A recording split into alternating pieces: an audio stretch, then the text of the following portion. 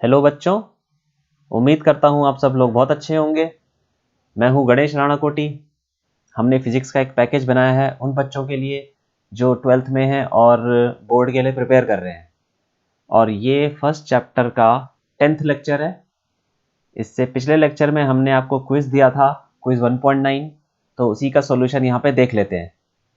इसमें बोल रहा है कि 4 identical point charges Q, small q each are fixed on vertices of a square of side A। मतलब एक स्क्वायर है, ठीक है, जिसकी साइड A दे रखी है और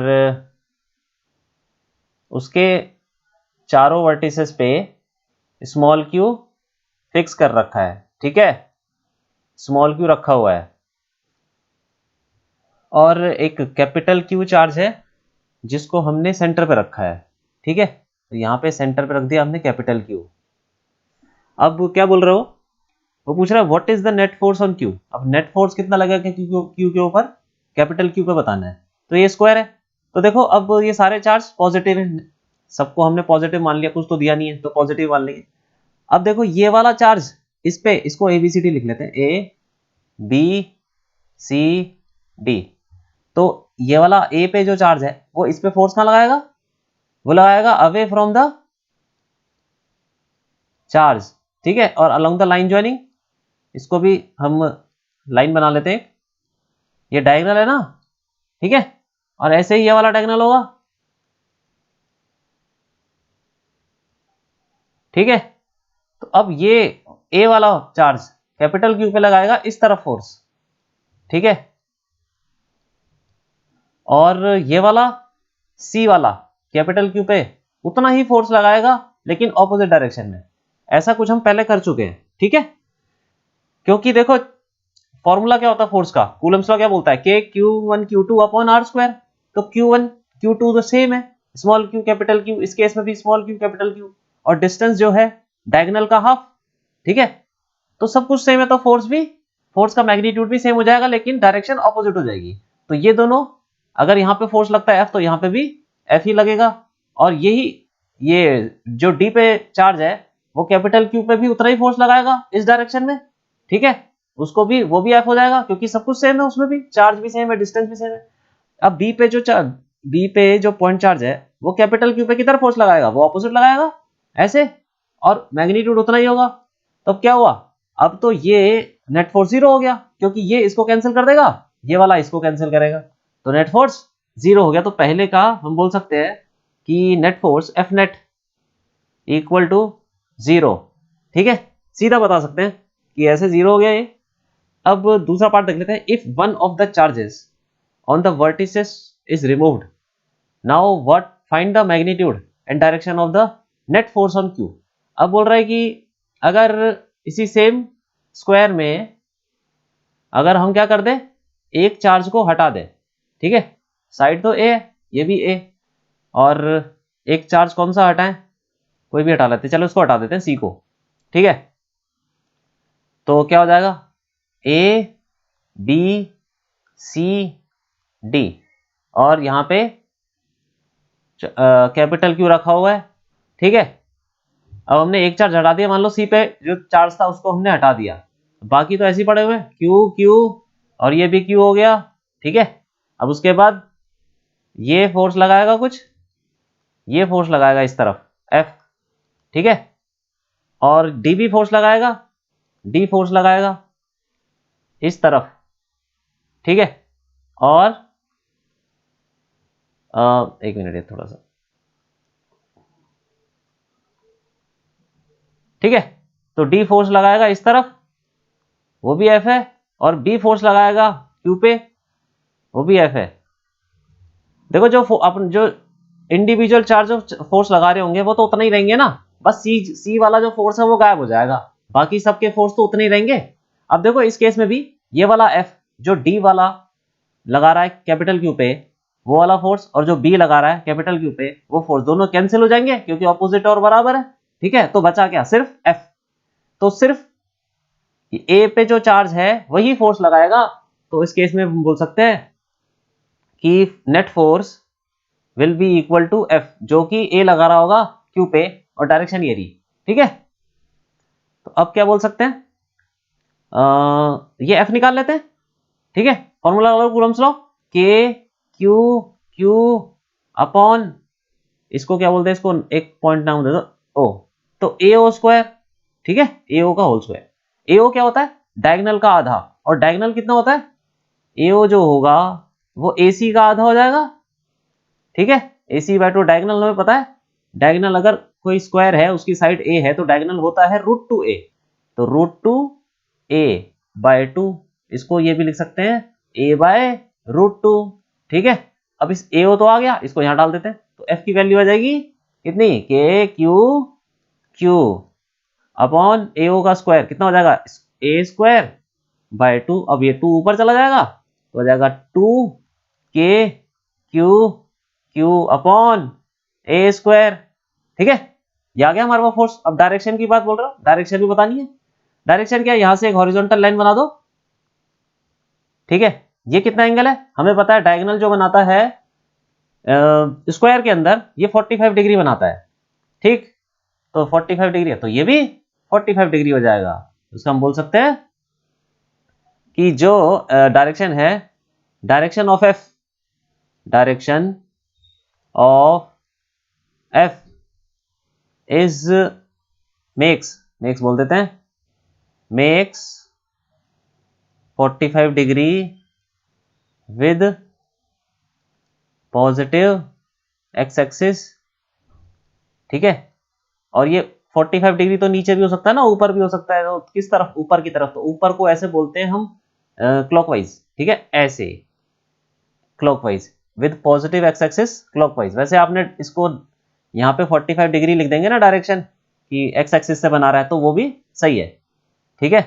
और आपने डायग्राम में तो शो कर दिया और लिख दिया तो काफी है।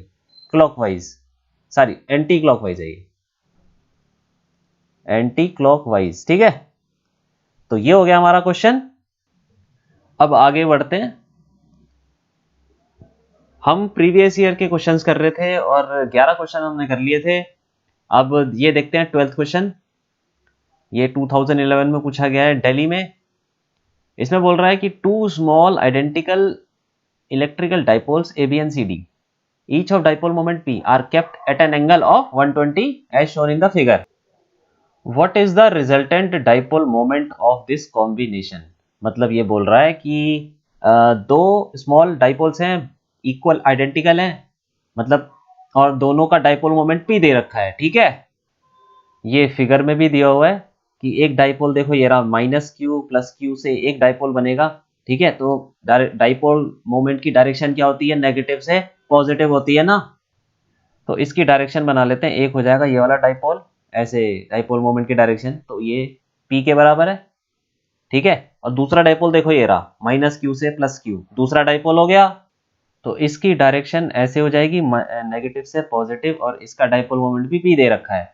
तो और ये दे रखा है कि दोनों के बीच में एंगल 120, वो पता ही चल रहा है। एक डाइपोल मोमेंट ऊपर और एक डाइपोल मोमेंट ऐसे जा रहा है, तो ये दोनों के बीच में एंगल हो गया 120, ठीक है। तो अब पूछ रहा है कि वो इन दोनों का रिजल्टेंट क्या होगा, तो निकाल लेते हैं। तो पहले थोड़ा अलग से बना लेते हैं। एक डाइपोल मोमेंट ऐसे दे रखा है, ठीक है, ये हो गया आपका P, और दूसरा डाइपोल मोमेंट ऐसे दे रखा है 120 डिग्री, ये भी P पे, तो 120 डिग्री ये हो गया। तो इसको हम एक लाइन बना लेते हैं ऐसे, एक्स एक्सिस और वाई एक्सिस तो ऊपर है ही, ठीक है, ये ऐसे जा रहा है। तो अब ये एक्चुअली पूरा देखो, पूरा 120 है, ये 120, तो ये 90 हो जाएगा इतना, ये 90 है, तो ये कितना हुआ, ये 30 डिग्री हो गया ना, हाँ 30 हो गया। तो अब हम इन दोनों, ये देखो वेक्टर होते हैं ये डाइपोल मोमेंट, जैसे बताया था, इट्स अ वेक्टर क्वांटिटी, तो इसको हम सीधा ऐड नहीं कर सकते, वेक्टर एडिशन से करना पड़ेगा।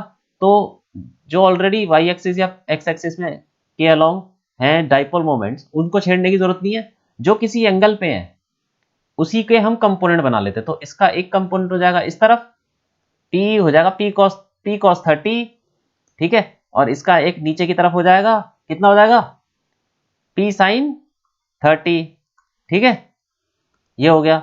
अब इसको थोड़ा और अलग से बना लेते हैं। ये कितना हो जाएगा, देखो हॉरिजॉन्टल में P cos 30 कितना होता है, P cos 30 होता है P√3/2, ठीक है, P√3 बाय 2 हो गया। और ऊपर कितना लग रहा है, ऊपर P लग रहा है। और नीचे कितना लग रहा है, नीचे लग रहा है P sin 30 कितना होता है, P sin 30 हाफ होता है, तो P बाय 2 हो गया। ठीक है, इसको थोड़ा और सिंप्लीफाई कर लेते हैं। तो एक्स डायरेक्शन में एक तो लग रहा है हमारा P√3/2। ठीक है, और देखो वाई डायरेक्शन में ऊपर P लग रहा है, नीचे P/2। तो इन दोनों को माइनस करेंगे, P - P/2, ऊपर लग जाएगा कितना, P/2। ठीक है, इधर लिख लेते हैं इसको, P/2 हो गया ये। तो ऐसे हम सिंप्लीफाई करते हैं वेक्टर्स को। ठीक है, तो इसका नेट आएगा कहीं बीच में, P नेट, और P नेट होगा कितना, वही फॉर्मूला लगा लेंगे P नेट का। P नेट हो जाएगा रिजल्टेंट डाइपोल मोमेंट रूट इसका स्क्वायर प्लस इसका स्क्वायर। ठीक है, सो P²/4 प्लस P² 3/4। ठीक है, तो ये कितना हो गया, ये हो जाएगा इसको लिख लेते हैं √4P²/4। तो ये तो कट गया, ठीक है, 4 कट गया, और P² का रूट P बाहर आ जाएगा तो P हो गया। तो नेट डाइपोल मोमेंट कितना हो गया, ये तो P के बराबर ही आ गया। ठीक, और वो ये एंगल कितना आएगा, देखो जरा, ये एंगल कितना होगा, अल्फा ले लेते हैं। ठीक है, तो tan अल्फा क्या हो जाएगा, tan अल्फा हो जाएगा ये वाला कंपोनेंट अपॉन ये वाला, मतलब y डायरेक्शन वाला कंपोनेंट अपॉन x डायरेक्शन वाला कंपोनेंट। तो y डायरेक्शन में कितना है, P/2, ठीक, डिवाइडेड बाय P√3/2, P√3/2। अब देखो P कट गया, 2 कट गया, P कट गया, 2 कट गया, तो कितना बचा है, 1/√3। ठीक, 1/√3 आ गया। तो अल्फा की वैल्यू क्या आ जाएगी, tan अल्फा अगर 1/√3 है, तो आपको याद है ना कि ये टेबल एक ट्रिग्नोमेट्रिक टेबल होती है जिसमें सारी वैल्यू होती है 30, 45, 60। तो वहीं से हम देख सकते हैं कि अल्फा 30 होगा, क्योंकि tan 30 कितना होता है, 1/√3। तो हमारा अल्फा आ गया, मतलब P नेट की डायरेक्शन आ गई हमारे पास। ठीक है, तो ये तो हमने कर लिया ये वाला। आगे देखो क्या लिखा है, अब बोल रहा है कि if this system is subjected to electric field directed along x direction, what will be the magnitude and direction of the torque acting on this, ऐसे बोल रहा है। अब देखो ये P नेट है, P नेट को हम अलग से बना लेते हैं, इधर लग रहा है P नेट। ठीक है, और बोल रहा है कि हमने इलेक्ट्रिक फील्ड लगा दी, कैसे, कैसी लगाई है इलेक्ट्रिक फील्ड, एक्स डायरेक्शन में। ठीक है, एक्स डायरेक्शन में इलेक्ट्रिक फील्ड लगा दी, ये लो। और बताना है कि इसके ऊपर टॉर्क कितना लगेगा, उसका मैग्नीट्यूड डायरेक्शन बताना है। ठीक है, तो टॉर्क हमें पता है क्या फॉर्मूला होता है, टॉर्क होता है पी ई साइन थीटा। तो ये हो जाएगा P नेट ई साइन थीटा। तो थीटा इनके बीच में एंगल है, साइन थीटा हो गया। अब इनकी वैल्यू डाल देते हैं, तो P तो P ही है। ठीक है, वो जो हमने निकाला है P नेट कितना है, P के बराबर, तो P, और E दे रखा है E, और साइन 30, क्योंकि एंगल ये देखो जो अल्फा है ये किससे बना रहा है, जो P नेट बना रहा है एक्स एक्सिस से।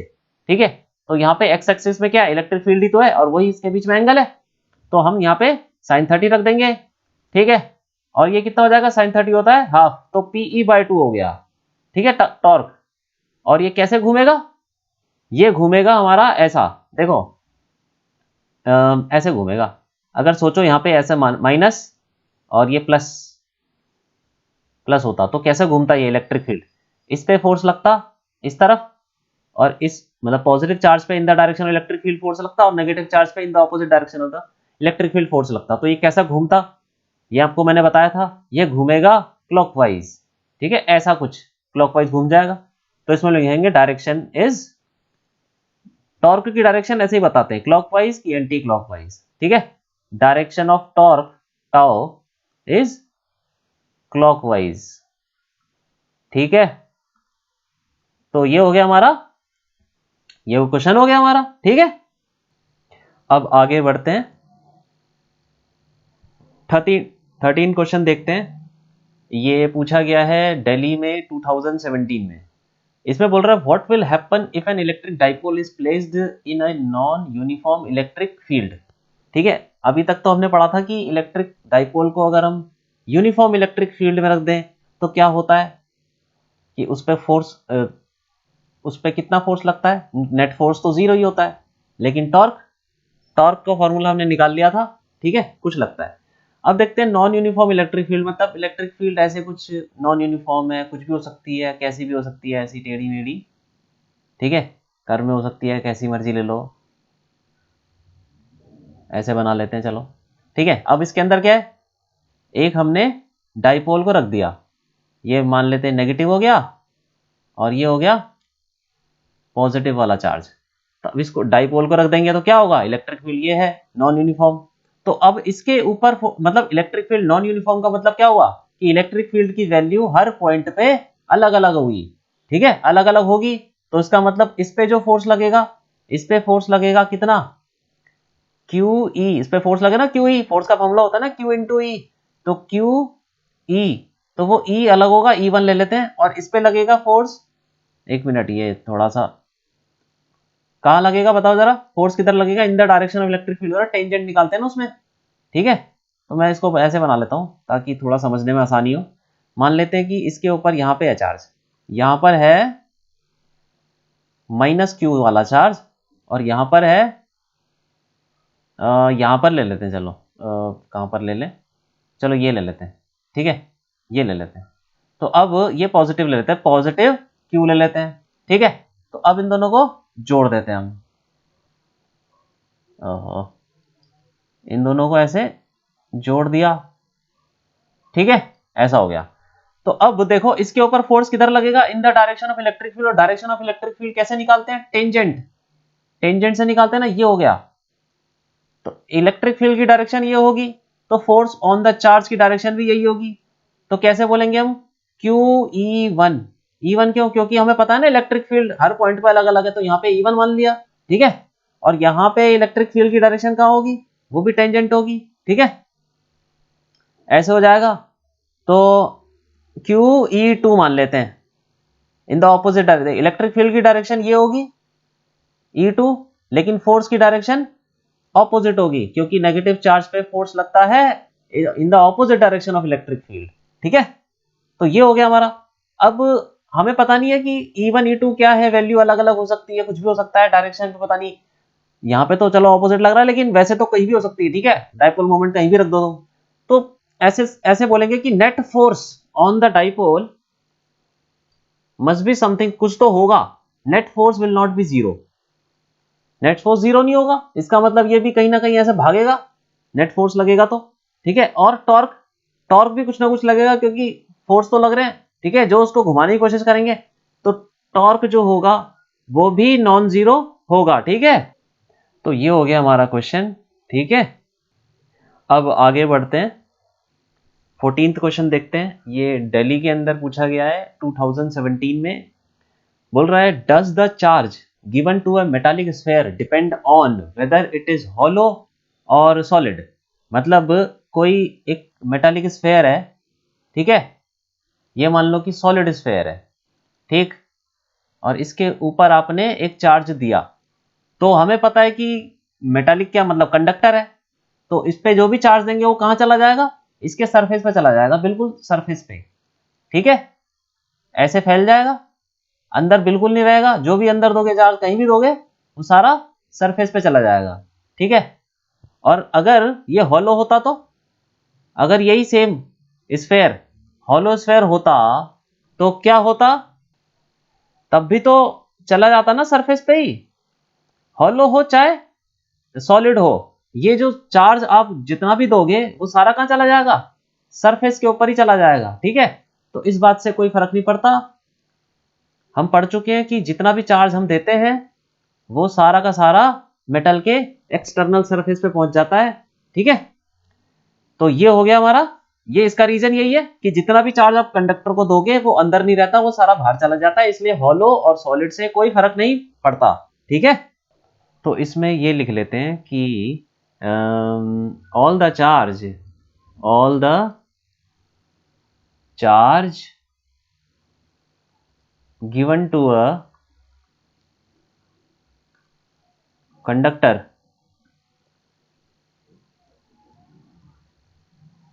ठीक है, is distributed is distributed on its external surface, ठीक है। hence it doesn't matter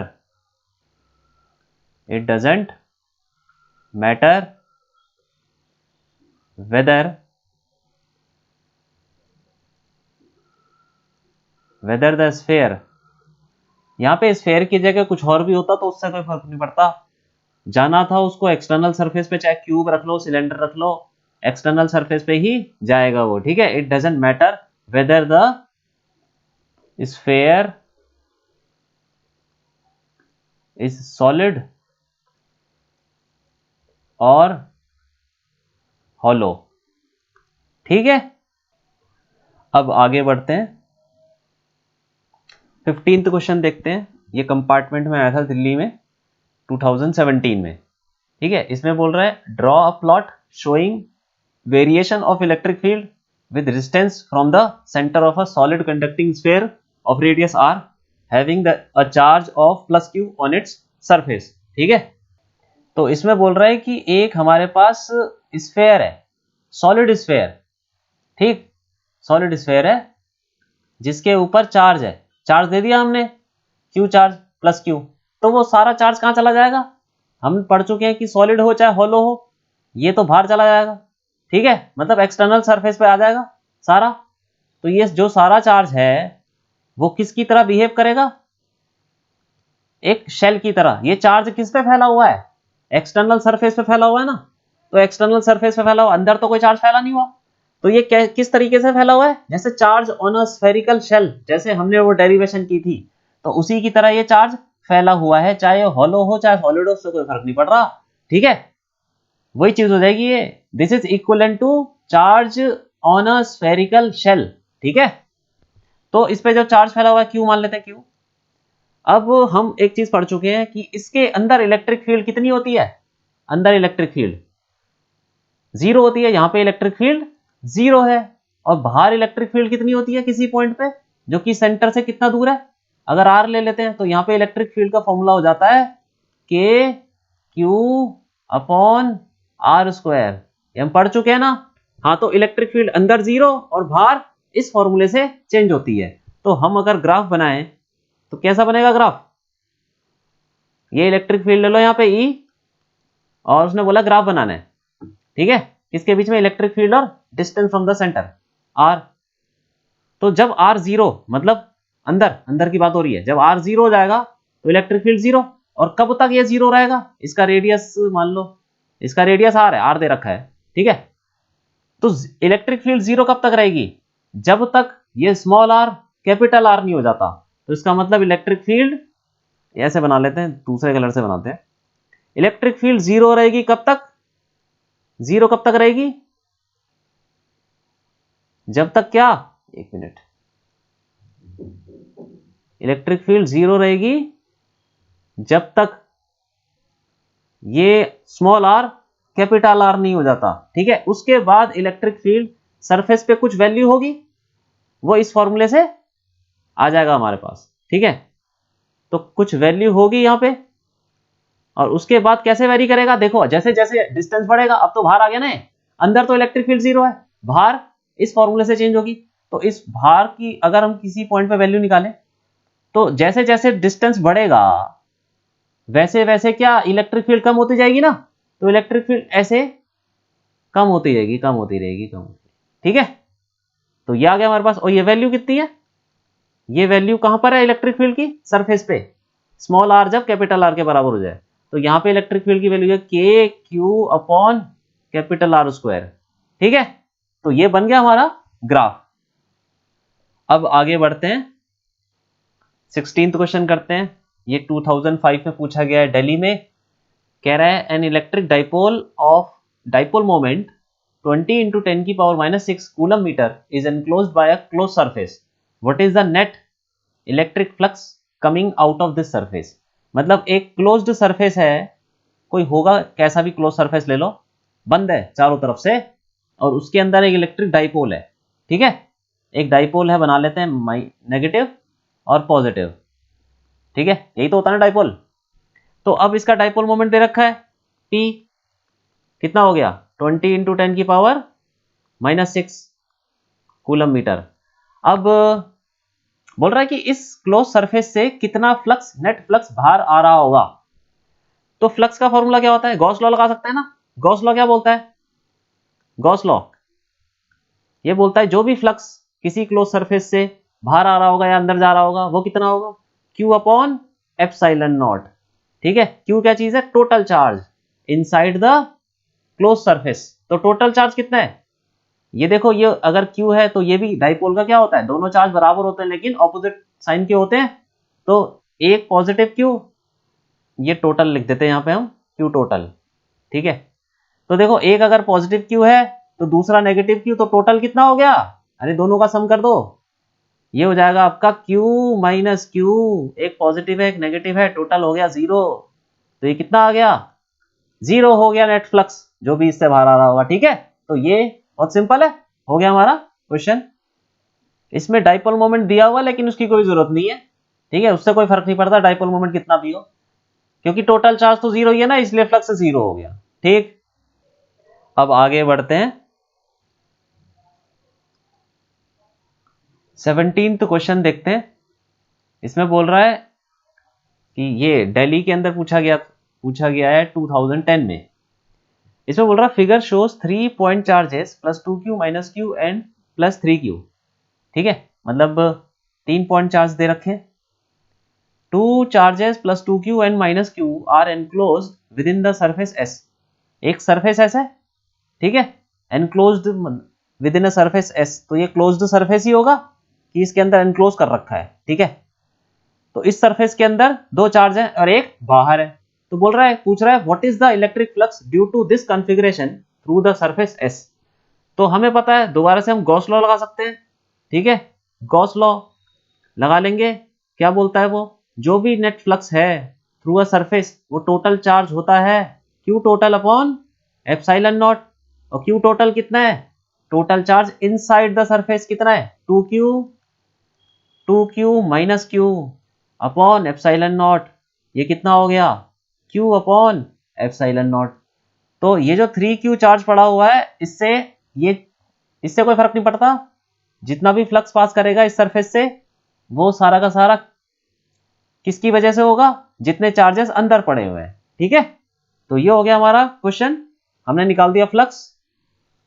अब आगे बढ़ते हैं 18th क्वेश्चन देखते हैं। ऑल इंडिया में पूछा गया है 2013 में। इसमें बोल रहा है 2 charges of magnitude -2Q and +Q are located at points A,0 and 4A,0 respectively. ठीक है, तो हम बना लेते हैं, ये मान लीजिए ये पॉइंट्स कहां पर है, एक्स एक्सिस के ऊपर है। ठीक है, इसको मान लेते हैं ओरिजिन है ये 0 0, और ये हो जाएगा आपका, मान लेते हैं कि ये A,0। ठीक है, और ये हो गया 4A,0। ठीक, एक मिनट, 4A,0। ठीक, ओके, और यहाँ पे चार्ज पड़ा हुआ है -2Q और यहाँ पे पड़ा हुआ है +Q। ठीक है, अब पूछ रहा है कि what is the electric flux due to these charges through a sphere of radius 3A with its centre at the origin. मतलब एक स्फीयर है जिसका सेंटर ओरिजिन है और उसका रेडियस है 3A, तो वो कुछ ऐसा दिखेगा, हमको ऐसा बनाएंगे, ऐसा बन जाएगा। ठीक है, ये हो गया स्फीयर जिसका रेडियस 3 है, इसका मतलब ये कोऑर्डिनेट्स क्या हो जाएगा, ये हो जाएगा आपका 3A,0 3A,0। ठीक, तो मतलब ये जो स्फीयर है ये इन दोनों के बीच में आएगा, इन दोनों के बीच में से यहां से पास करेगा। इसका मतलब सिर्फ -2Q जो होगा वो इस स्फीयर के अंदर लाई करेगा और जो +Q है वो बाहर आ जाएगा। ठीक है, तो फ्लक्स क्या हो जाएगा हमारा, फ्लक्स अगेन गॉस लॉ से कैसे बोल सकते हैं, Q टोटल/ε0। और कितना चार्ज है टोटल सरफेस के अंदर, स्फीयर के अंदर कितना चार्ज है -2Q, तो ऐसे बोल सकते हैं -2Q/ε0। ठीक है, बस ये हो गया हमारा क्वेश्चन। अब आगे बढ़ते हैं, 19th क्वेश्चन करते हैं। ये ऑल इंडिया में पूछा गया है। ये बोल रहा है कि a charge Q is placed at the centre of a cube of side L। What is the electric flux passing through two faces opposite faces of the cube. एक क्यूब दे रखा है जिसकी साइड है L, ठीक है। तो हम एक क्यूब बना लेते हैं, ये ऐसा क्यूब ले लेते हैं जिसकी साइड L है। ऐसा क्वेश्चन हम कर चुके हैं पहले, ठीक है। तो इसमें एक बोल रहा है कि चार्ज अंदर रखा हुआ है सेंटर पे, सेंटर ऑफ द क्यूब पे चार्ज रखा हुआ है Q, ठीक, और इसकी साइड L है, ठीक है। तो अब बोल रहा है कि what is the electric flux passing through two opposite faces of the cube. मतलब ये ले लेते हैं कि एक ये ऐसा पूरा बना लेते हैं इसको, ये तो एक ले लेते हैं ऊपर वाला फेस, ये वाला, ठीक है, और एक ले लेते हैं नीचे वाला फेस, ठीक है। तो बोल रहा है कि इन दोनों फेसेस से कितना फ्लक्स पास करेगा। हम देख चुके हैं, ऑलरेडी देख चुके हैं कि फ्लक्स थ्रू वन फेस। दोबारा कर लेते हैं। गॉस लॉ क्या बोलता है, flux, total flux through the cube, cube से कितना फ्लक्स पास करेगा, Q अपॉन एप्सिलॉन नॉट, ठीक है, और Q तो इतना ही है। तो ये टोटल फ्लक्स हो गया क्यूब से जो पास कर रहा है Q अपॉन एप्सिलॉन नॉट, ठीक है। और हमें पता है कि फ्लक्स जो निकलेगा हर एक फेस से वो बराबर होगा। जैसे मैंने आपको पहले समझाया था कि मान लीजिए एक रूम है, उसके सेंटर पे बल्ब रखा हुआ है, तो जो रोशनी पड़ेगी सारे वॉल्स के ऊपर बराबर पड़ेगी। इसका मतलब ये हुआ कि जो फ्लक्स पड़ेगा एक फेस पे, मतलब वो हर फेस से जो फ्लक्स पास करेगा वो बराबर होगा। तो इसको हम लिख सकते हैं 6 into flux through one face, ठीक है। ये हो जाएगा Q अपॉन एप्सिलॉन नॉट। तो फ्लक्स थ्रू वन फेस कितना हो गया, ये हो गया Q अपॉन 6 एप्सिलॉन नॉट। तो फ्लक्स थ्रू टू फेसेस कितना हो जाएगा, 2 से मल्टीप्लाई कर देते हैं, 2 into Q upon 6 epsilon not, मतलब Q अपॉन 3 एप्सिलॉन नॉट, ठीक है। तो ये हो गया हमारा क्वेश्चन। अब आगे बढ़ते हैं, 20th क्वेश्चन करते हैं। ये 2007, 8, 9, 12 में पूछा गया है, और पढ़ लेते हैं इसको।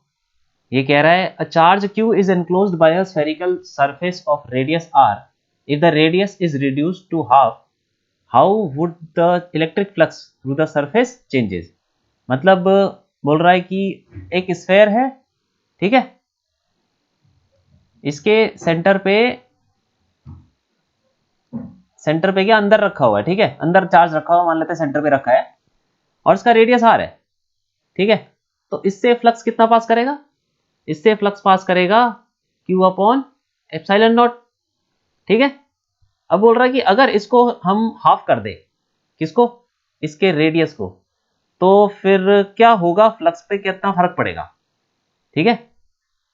अब तो इसको हाफ कर देते, लो ये लो, इसका रेडियस कर दिया हमने R/2।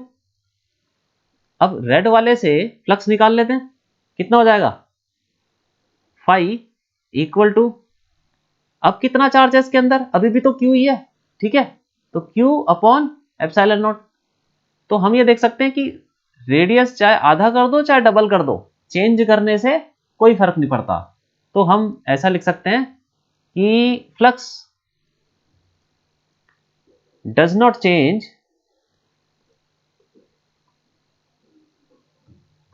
when the radius is halved, ठीक है। तो ये हो गया। और वैसे भी हम पहले पढ़ चुके हैं कि शेप या साइज से कोई फर्क नहीं पड़ता, बड़ा हो छोटा हो, बस चार्ज उसके अंदर उतना ही होना चाहिए, ठीक है। अब आगे बढ़ते हैं, 21 क्वेश्चन देख लेते हैं।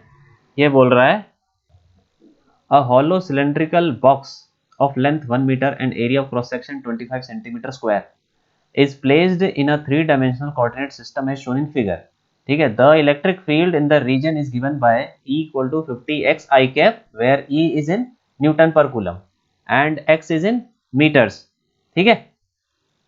तो इसमें एक सिलेंडर दिया हुआ है, ठीक है, और उसका जो एक्सिस है वो एक्स एक्सिस के ऊपर ही ऐसे जैसे दिखा रखा है फिगर में, ठीक है, और उसका एरिया भी दे रखा है 25 सेंटीमीटर स्क्वायर। और जो ये वाला फेस है इसका एक्स कोऑर्डिनेट 1 मीटर हो जाएगा क्योंकि यहाँ से दे रखा है 1 मीटर, और इस वाले फेस का डिस्टेंस यहाँ से ओरिजिन से कितना है 2 मीटर हो गया, ठीक है। तो इसका और इलेक्ट्रिक फील्ड लगाई गई है 50x आई कैप, का मतलब हुआ कि उसकी डायरेक्शन है ऐसे आई की तरफ है, और ये इलेक्ट्रिक फील्ड जो है ये कांस्टेंट नहीं है, वेरिएबल है, एक्स पे डिपेंड कर रही है। जैसे जैसे एक्स बढ़ाएंगे वैसे वैसे इलेक्ट्रिक फील्ड की वैल्यू भी बढ़ती रहेगी। इसका मतलब ये अलोंग द एक्स एक्सिस तो डायरेक्शन दे रखी है और 50x से वेरी कर रहा है, ठीक है। और बताना क्या है, net flux through the cylinder, ठीक, ऐसा क्वेश्चन हम कर चुके हैं, तो एक बार दोबारा देख लेते हैं। तो इसमें हम सबसे पहले सरफेस को, इस सिलेंडर को बांट देंगे 3 पार्ट्स में।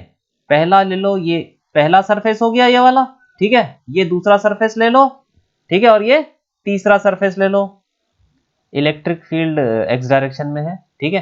तो हम इसको क्या कर लेते हैं, पहले हम देख लेते हैं कि फ्लक्स निकालना है हमको, net flux through the cylinder. तो फ्लक्स क्या होगा, फ्लक्स को हम बोल सकते हैं integration over the closed surface over the cylinder E dot D S हो जाएगा, ठीक है। ऐसा हम पहले कर चुके हैं ना, तो हम इसको टुकड़ों, इसके पार्ट्स कर लेंगे। Integration over first surface E dot D S, ठीक, integration over second surface E dot D S same हो जाएगा ऐसे ही, और फिर इंटीग्रेशन ओवर थर्ड सरफेस क्या हो जाएगा, integration third surface E dot D S, ये हो जाएगा। अब हम ये देख लेते हैं कि ये एंगल कितना बन रहा है इलेक्ट्रिक, पहले सरफेस की बात करते थे। छोटा सा एक लेते हैं सरफेस ds, उसकी डायरेक्शन क्या होगी, आउटवर्ड नॉर्मल, ये हम कर चुके हैं, बाहर की तरफ होगी। और इलेक्ट्रिक फील्ड की डायरेक्शन तो ऑलरेडी दे रखी है कि आई कैप है तो एक्स डायरेक्शन एक्स एक्सिस की तरफ ही होगी, तो फिर इलेक्ट्रिक फील्ड और ds की डायरेक्शन दोनों सेम हो गई। तो एंगल कितना हो जाएगा, फॉर सरफेस 1 थीटा 0 हो जाएगा हमारा, ठीक है, ये हो गया। सरफेस 2 के लिए देख लेते हैं, फॉर सरफेस 2, फॉर 2 थीटा कितना हो जाएगा।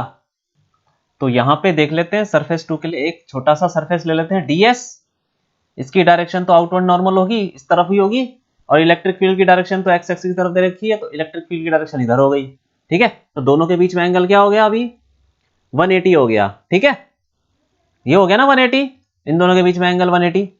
तो हम बोल सकते हैं थीटा इक्वल टू 180 यहाँ पे फॉर सरफेस 2।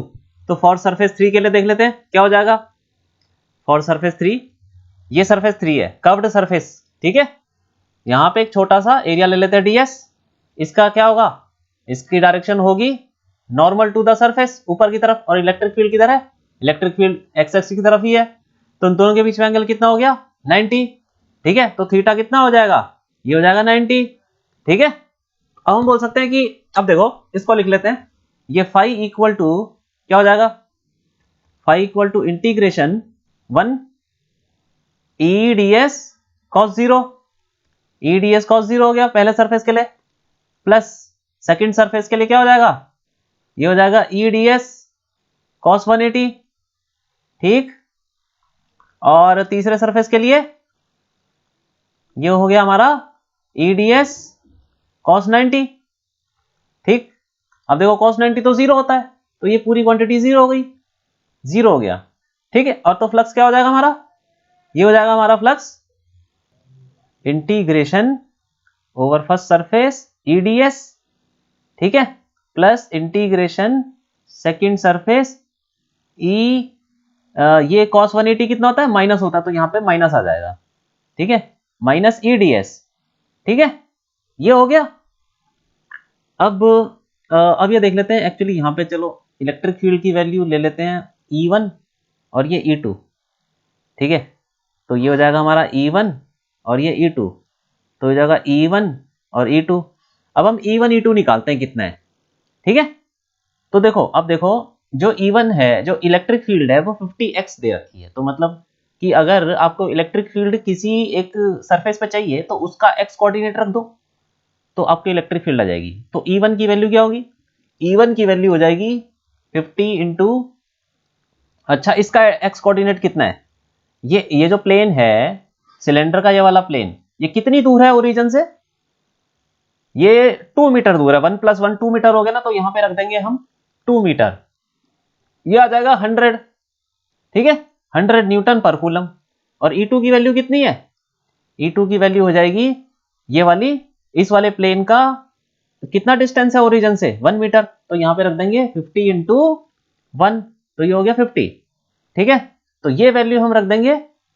तो ये जो वैल्यू है E1 इस पूरी सरफेस के ऊपर कांस्टेंट है, ठीक है, क्योंकि इस पूरे सरफेस के लिए x 2 मीटर है, और इस पूरे सरफेस के ऊपर भी E2 की वैल्यू सेम है, क्योंकि इसके इज फॉर दिस सरफेस जो x कोऑर्डिनेट है वो 1 मीटर है सारे पॉइंट्स के लिए, ठीक है। तो हर पॉइंट पे E2 की वैल्यू सेम हो गई, और यहाँ पे हर पॉइंट पे E1 की वैल्यू सेम हो गई, तो हम यहाँ पे रख देंगे, तो E1 को बाहर आ जाएगा, तो फाई कितना हो जाएगा, E1 की वैल्यू कितनी है 100 इंटू 100 इंटू कितना हो जाएगा, integration over first surface ds, ठीक है, plus minus integration over second surface, अच्छा E2 बाहर आ जाएगा ना, ये E2 की वैल्यू कितनी है 50, तो 50 बाहर आ जाएगा, 50 इंटीग्रेशन सेकंड सरफेस ds। तो अब देखो इंटीग्रेशन ds मतलब सरफेस एरिया, सरफेस एरिया किसका, फर्स्ट का, तो फर्स्ट का सरफेस एरिया दे रखा है 25 सेंटीमीटर स्क्वायर, सेकंड का भी उतना ही है, ठीक है। तो ऐसे लिख लेंगे 100 इंटू एरिया, ठीक, माइनस 50 इंटू एरिया, ठीक, ये कितना हो जाएगा, ये फ्लक्स आ जाएगा हमारा, ये आ गया 50 इंटू एरिया, ठीक, और एरिया दे रखा है आपको कितना, एरिया दे रखा है 50 इंटू एरिया दे रखा है 25 सेंटीमीटर स्क्वायर, मतलब 25 मीटर स्क्वायर में कर लेंगे तो ये आ जाएगा 25 इंटू 10 की पावर -4 मीटर स्क्वायर में करेंगे, ठीक है। अब ये कितना हो गया, इसकी वैल्यू आ जाएगी हमारे पास 0.125 न्यूटन मीटर स्क्वायर पर कूलम, तो ये आ गया हमारे पास फ्लक्स, ठीक है। तो ये हमारा फर्स्ट पार्ट था, फर्स्ट पार्ट हमने कर लिया है, ठीक है। अब सेकंड पार्ट देख लेते हैं, बोल रहा है charge enclosed by the cylinder, ये निकालना है कि इस सिलेंडर के अंदर कितना चार्ज होगा, ठीक है। अगर फ्लक्स इतना निकला गया हमारा तो वो भी निकल जाएगा, ठीक है। सेकंड पार्ट भी कर लेते हैं। सेकंड पार्ट में हम क्या बोल सकते हैं, गॉस लॉ, सिलेंडर है ना क्लोज्ड है, तो गॉस लॉ तो लगा सकते हैं, तो phi equal to Q total upon epsilon naught, ठीक है। तो हमारा जो भी चार्ज होगा इसके अंदर क्यू टोटल वो आ जाएगा फाई इंटू एप्सिलॉन नॉट, और फाई की वैल्यू हम निकाल चुके हैं 0.125, ठीक, इंटू एप्सिलॉन नॉट की वैल्यू हमें पता है 8.85 इंटू 10 की पावर -12, तो इसकी वैल्यू आ जाएगी हमारी 1.1 इंटू 10 की पावर -12 कूलम्ब आ जाएगा, ठीक है। तो ये हो गया हमारा क्वेश्चन। अब आगे बढ़ते हैं, 22nd क्वेश्चन करते हैं। ये कंपार्टमेंट दिल्ली में आया है 2016 के अंदर, और इसमें बोल रहा है 2 thin concentric and coplanar spherical shells of radius a and b is greater than a carry charges small q and capital Q, ठीक है, respectively. Find the magnitude of the electric field at a point distance x from their common center for, ये 3 parts दे रखे हैं, इसमें हमें 2 thin concentric spherical shells दी गई हैं, तो बना लेते हैं उसको। एक है, एक, चलो दोनों का सेंटर क्या है, सेम है, ठीक है। तो ये लो ऐसे बना लेते हैं, तो ये बन गई 2 स्फेरिकल शेल्स हो गई जो अंदर से खाली है, ठीक है, एक के अंदर एक, सेंटर दोनों का सेम है, और एक का सेंटर है, एक का रेडियस है a, ठीक, और दूसरे का रेडियस है b, और b मतलब ज्यादा दे रखा है ना a से, तो ये हो गया बाहर वाला। तो अब क्या बोल रहा है, ये जो रेडियस a वाला है इसके ऊपर है चार्ज स्मॉल q, ठीक है, और तो फैला होगा इसके ऊपर ऐसे ऐसे करके, ठीक है, इसके सरफेस पे शेल है ना ये, तो सरफेस पे ही फैल सकता है और कहीं जगह तो है नहीं, ठीक है, ये हो गया। और इसके ऊपर है कैपिटल Q, इसके ऊपर भी ऐसे ही फैला होगा, ठीक। तो कुछ नहीं दिया तो पॉजिटिव मान लेते हैं। अब क्या बोल रहा है वो, उसने बोला है कि ये find the magnitude of electric field, electric field निकालनी है at a distance x, 3 part के लिए। तो पहला पार्ट देख लेते हैं। x अगर हमारा, x क्या है, x क्या चीज है, डिस्टेंस फ्रॉम द सेंटर। तो अगर डिस्टेंस फ्रॉम द सेंटर मतलब यहां से कितना दूर है वो पॉइंट, x 0 और a के बीच में है, तो x 0 से बड़ा और a से छोटा, मतलब ये पॉइंट कहीं अंदर होगा, ठीक है, इसको a ले लेते हैं। इस पॉइंट पे इलेक्ट्रिक फील्ड निकालनी है। a पॉइंट पे इलेक्ट्रिक फील्ड हमें ये पता है कि, पहला पार्ट देख लेते हैं पहले, इलेक्ट्रिक फील्ड इस, ये देखो ये a पॉइंट है, इस शेल के अंदर है, और हम पढ़ चुके हैं कि शेल के अंदर इलेक्ट्रिक फील्ड क्या होती है, 0। तो ये पॉइंट एक्चुअली दोनों शेल के अंदर है, इसके भी अंदर है और बाहर वाले के भी अंदर है, ठीक है। तो फिर इलेक्ट्रिक फील्ड ए पे 0 हो जाएगी, ठीक है। Electric field at A is 0 as it lies, as A lies inside both the shells, ठीक है, दोनों शेल्स के अंदर है, इसीलिए ए पे इलेक्ट्रिक फील्ड 0 होगी। ये हम देख चुके हैं, इसका डेरिवेशन भी हम कर चुके हैं, ठीक है। दूसरा पार्ट देख लेते हैं।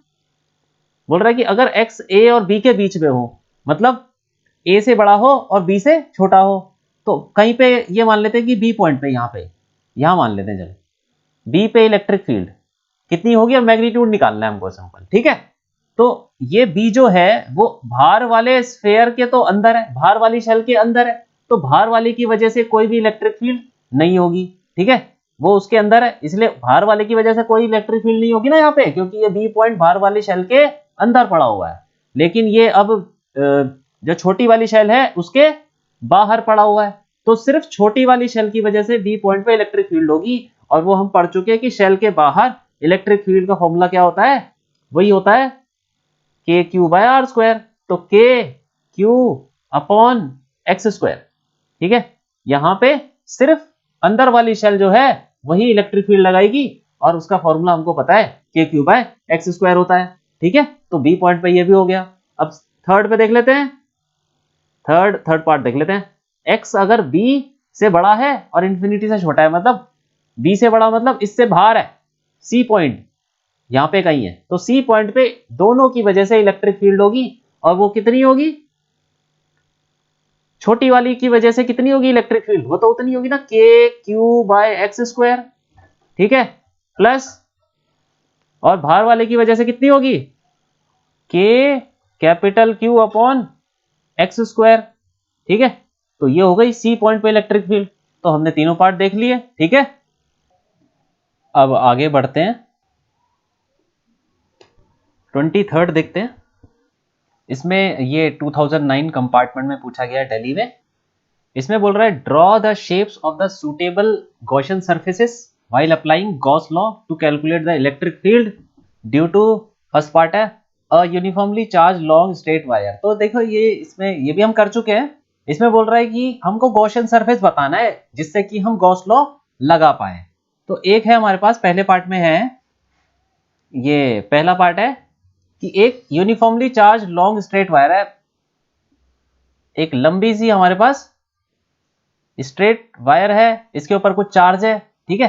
तो इसमें याद करो हमने जो डेरिवेशन की थी, तो कैसा सरफेस लिया था क्लोज, एक सिलेंड्रिकल लिया था, सिलेंड्रिकल सरफेस, ठीक है, ऐसा कुछ, और उस पे हमने लगाया था गॉस लॉ, ठीक है। तो ये हो जाएगा हमारा, तो इसका ये बोल सकते हैं कि पहला तो हो गया cylindrical surface, cylindrical Gaussian surface, ठीक है, सिलेंड्रिकल गॉसियन सरफेस होगा, और उसका जो एक्सिस होगा, and its axis with its axis with the line with its axis is same as the straight wire, ठीक है। मतलब ये जो वायर बनाई है ना हमने, इसके ऊपर चार्ज होगा ना कुछ, इसका लैम्डा होगा कुछ, इसके ऊपर चार्ज फैला होगा, पॉजिटिव चार्ज फैला होगा, याद आ रहा है ना, ऐसे डेरिवेशन कर चुके हैं हम। तो ये जो वायर है ये सिलेंडर के एक्सिस मतलब के ऊपर से ही पास कर रही है, ये एक्सिस ही है। This wire is the axis of the cylinder, straight wire. ठीक है, सेकेंड पार्ट देख लेते हैं क्या बोल रहा है। सेकेंड पार्ट में बोल रहा है uniformly charge infinite plane sheet. तो इनफाइनाइट प्लेन शीट में भी हम कर चुके हैं, ऐसा कुछ है ये। ठीक है, इनफाइनाइट प्लेन शीट है, एक पोर्शन बना दिया मैंने, बहुत बहुत बड़ी शीट होगी, उसका एक पोर्शन काट लिया। इसके ऊपर क्या होगा, ये चार्ज ऐसे फैला होगा, इसकी कुछ डेंसिटी होगी सिग्मा, है ना। तो ये मान लेते कुछ ऐसा है। तो इसमें भी हम लोग याद करो कि हमने कैसा सरफेस लिया था, एक हमने लिया था सिलेंड्रिकल सरफेस। ठीक है, वो ऐसे आधा इधर राइट साइड में और आधा लेफ्ट साइड में हो जाएगा। ठीक, ये ऐसा कुछ। ठीक है, तो ये भी एक सिलेंड्रिकल सरफेस है जो कि परपेंडिकुलर है शीट के, और आधा इधर और आधा उधर। ठीक है, तो इसमें भी हमारा गॉसियन सरफेस क्या हो जाएगा, सिलेंड्रिकल गॉसियन सरफेस। ठीक है, सिलेंड्रिकल गॉसियन सरफेस विद एक मिनट, हाँ, विद इट्स एक्सिस। इसकी जो एक्सिस होगी सिलेंडर की वो क्या होगी, विद इट्स एक्सिस परपेंडिकुलर होगी ना इसके, क्योंकि सिलेंडर भी तो परपेंडिकुलर है शीट के। ठीक है, परपेंडिकुलर टू द शीट। ठीक है, टू द शीट। तो ये हो गया हमारा, हमने दोनों गॉसियन सरफेस देख लिए। ठीक है, अब आगे बढ़ते हैं। तो ये लेक्चर यहां खत्म हो गया है, और ये क्विज 1.10 आपके लिए, आप इसको ट्राई कीजिए। देखिए ये चैप्टर भी यहाँ पे खत्म हो गया है। अब इसके नेक्स्ट लेक्चर में हम सेकंड चैप्टर स्टार्ट करेंगे। तो क्विज 1.10 का सोल्यूशन हम अभी करेंगे। ठीक है, तो आप इसको अभी ट्राई कीजिए और फिर उसके बाद सोल्यूशन देखिए। ठीक है, तो सोल्यूशन देखते हैं। इसमें बोल रहा है कि compare the plots of electric field versus 1/r³ for axis and equatorial plane of an electric dipole. मतलब कि हमें पता है कि एक डाइपोल है, मान लीजिए, ठीक है, ऐसा कुछ।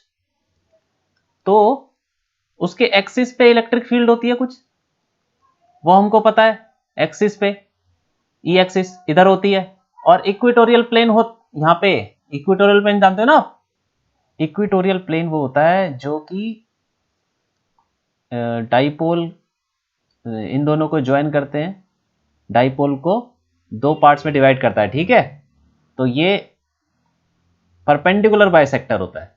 ठीक है, -q और +q को ज्वाइन कर दो तो परपेंडिकुलर बाइसेक्टर इक्वेटोरियल प्लेन होता है। तो इस पॉइंट पे इलेक्ट्रिक फील्ड किधर होती है, इधर होती है। ठीक है, उसको हम बोल देते हैं ई इक्वेटोरियल। ठीक है, हाँ, तो अब वो बोल रहा है कि इनका ग्राफ बनाना है, प्लॉट बनाना है इलेक्ट्रिक फील्ड का। तो पहले हम फॉर्मूला देख लेते हैं। ई एक्सिस का फॉर्मूला क्या होता है, ये होता है 2kp/r³। ठीक है, और ई इक्वेटोरियल का क्या होता है, ई इक्वेटोरियल का होता है kp/r³। ठीक है, क्योंकि हम ये एजम्पशन वाले फॉर्मूले लगा सकते हैं ना, क्योंकि देखो दे रखा है एज्यूम आर बहुत बड़ा है ए से, तो हम ये फॉर्मूले लगा सकते हैं। ठीक है, तो इन्हीं का ग्राफ बनाना है वर्सेस 1/r³। तो 1/r³ हमारा एक वेरिएबल हो जाएगा एक्स एक्सिस, तो यहां बना लेते हैं। ये हो गया एक्स एक्सिस और ये वाई एक्सिस। वाई एक्सिस में तो हमको पता है इलेक्ट्रिक फील्ड होगी। ठीक है, एक्स एक्सिस में क्या होगा, 1/r³ होगा। ठीक है, तो ये वैसे ही है कि इलेक्ट्रिक फील्ड को वाई एक्सिस मान लो, y equal to something constant mx + c। ठीक है, तो यहाँ पे तो c 0 है, इसके प्लस में तो कुछ है नहीं, तो हम ऐसे बोल सकते हैं y इक्वल टू mx। ठीक है, तो x की जगह क्या है, 1/r³। तो ऐसे लिख सकते हैं इलेक्ट्रिक फील्ड इक्वल टू, अगर इसको लिखना चाहें कि समथिंग कांस्टेंट है m इंटू 1/r³। ये 1/r³ है ना, इसको आपने x एक्सिस ले लिया, तो ये इलेक्ट्रिक फील्ड और 1/r³ के बीच में एक लीनियर रिलेशन आ जाएगा, लाइन बन जाएगा। ठीक है, क्योंकि 1/r³ को आपने क्या ले लिया, पूरा एक्स एक्सिस ले लिया, तो E axis equal to 2kp वो वेरिएबल 1/r³, ठीक है, आए समझ में। तो हम क्या बोलेंगे, हम बोलेंगे कि एक वेरिएबल हो गया ई, एक वेरिएबल हो गया 1/r³, तो ये तो लाइन की तरह ही बन रहा है, m की वैल्यू जो भी है कांस्टेंट वो तो देख लेंगे, ठीक है।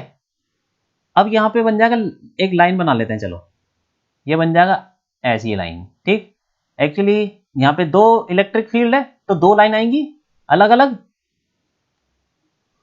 ऐसे। अब इन दोनों में से कौन सी लाइन ऊपर वाली कौन सी है, नीचे वाली कौन सी है। अब देखो ये m क्या चीज है, जिसका स्लोप ज्यादा वो ऊपर वाली लाइन हो जाएगी, और जिसका स्लोप कम, ये m क्या होता है, स्लोप होता है, ठीक है। इसको नाम देते हैं y equal to mx plus c में जो m है वो स्लोप होता है, तो जिसका स्लोप ज्यादा होगा वो ऊपर वाली लाइन होगी, ठीक है, और जिसका स्लोप कम होगा वो नीचे वाली लाइन होगी। अब इस स्लोप किसका ज्यादा, अब देखो यहाँ पे ये तो वेरिएबल हो गए e और 1/r³, तो m यहाँ पे क्या चीज है, ये वेरिएबल हो गया ना, 1/r³ को छोड़ो बाकी क्या बचा 2kp, तो 2kp इधर है आपका स्लोप, और यहाँ पे इस वाले में kp है इधर इसका स्लोप, तो इस वाली लाइन के अंदर इस वाले रिलेशन में स्लोप क्या है 2kp, तो ये तो ज्यादा है kp से, तो इसका मतलब इसका स्लोप एक्सिस वाली का स्लोप ज्यादा है, तो इसका मतलब ये जो ये वाला ग्राफ है ये हो जाएगा आपका ई एक्सिस, ठीक है। मतलब इन दोनों में से कौन सी लाइन एक्सिस वाली होगी कौन सी इक्वेटोरियल वाली होगी वो देख रहे हैं हम, तो एक्सिस वाली ये वाली क्यों होगी, क्योंकि इसका स्लोप ज्यादा है। और स्लोप कैसे पता चलता है, जो भी कांस्टेंट है ना आपका लाइन के अंदर, वेरिएबल को छोड़ के जो बाकी बच गया, वेरिएबल क्या हमारा 1/r³, उसको भूल जाओ, तो बाकी क्या बचा 2kp, और यहाँ पे क्या कांस्टेंट kp, तो 2kp तो ज्यादा है ना इससे, तो इसीलिए इसका स्लोप ज्यादा है, तो ये वाला ई एक्सिस हो जाएगा और ये वाला क्या हो जाएगा ई इक्वेटोरियल, ठीक है। तो यही बताना है इसमें, और ये हो गया हमारा, ठीक है। तो इसमें एक लाइन ये भी लिख सकते हैं कि slope of E axis is more than slope of E equatorial, ठीक है, इसीलिए वो ई एक्सिस वाला ग्राफ ऊपर की साइड है, ठीक है। तो ये हो गया हमारा फर्स्ट चैप्टर यहाँ पे खत्म हो गया। अब हम इसके बाद सेकंड चैप्टर स्टार्ट करेंगे, ठीक है।